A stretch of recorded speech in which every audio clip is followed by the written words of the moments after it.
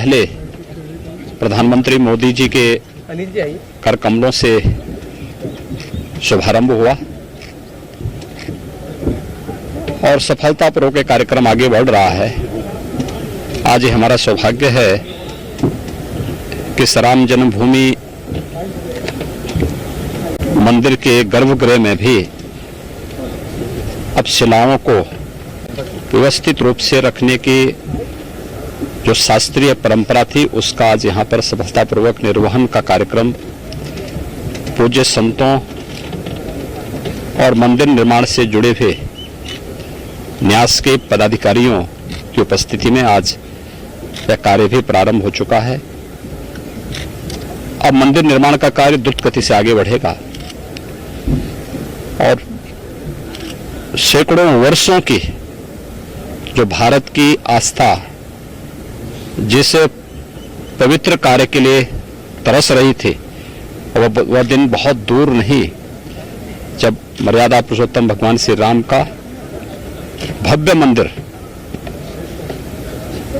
अयोध्या धाम में बनकर के देश और दुनिया के सभी सनातन हिंदू धर्मावलंबियों की आस्था का प्रतीक तो बनेगा ही। श्री राम जन्मभूमि मंदिर भारत का राष्ट्र मंदिर होगा।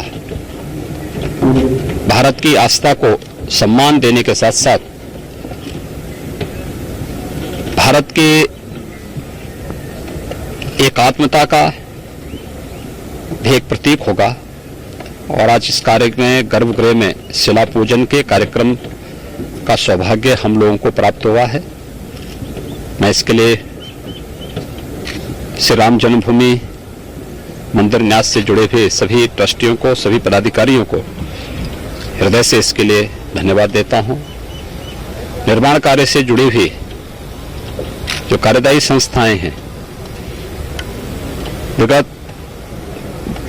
पौने 2 वर्ष के अंदर बहुत तेजी के साथ उन्होंने इस कार्यक्रम को आगे बढ़ाया है और हम विश्वास के साथ कह सकते हैं कि प्रधानमंत्री मोदी जी के मार्गदर्शन में उनके करकमलों से जिस कार्य का शुभारंभ हुआ है अपना समयबद्ध ढंग से कार्यक्रम आगे बढ़ेगा और अयोध्या में 500 वर्षों की जो हिंदू जनमानस की